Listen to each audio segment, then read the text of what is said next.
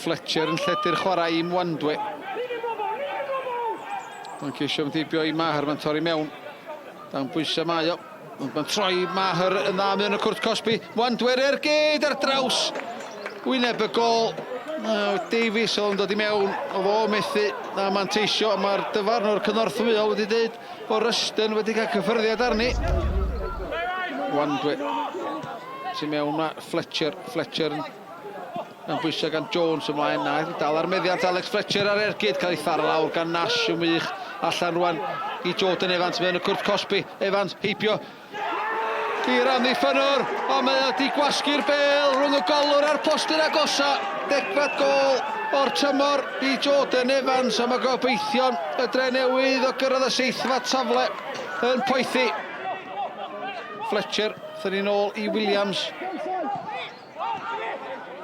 Fletcher ar groesiad, gato ffori ar y postyn, pella cyfle i roedd i ddyblu mantais y tîm cartra, ond yn gwneud smonach o'r cyfle oedd yn groesiad wych gan Craig Williams. Weaver allan i Hampson, groesiad dod i mewn.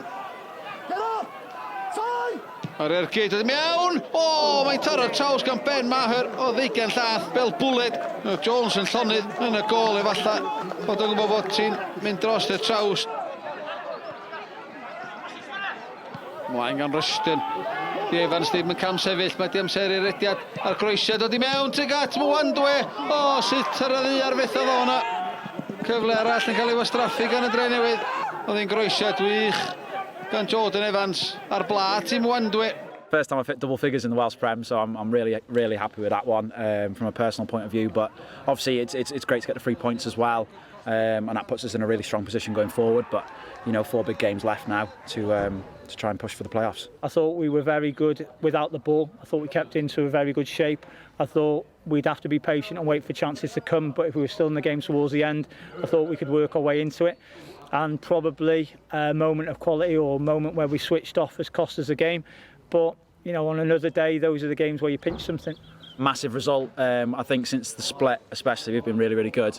I think that's now, is that 16 points from 19, is it, or from 18 or something like that. So yeah, massive win again tonight. So different type of game.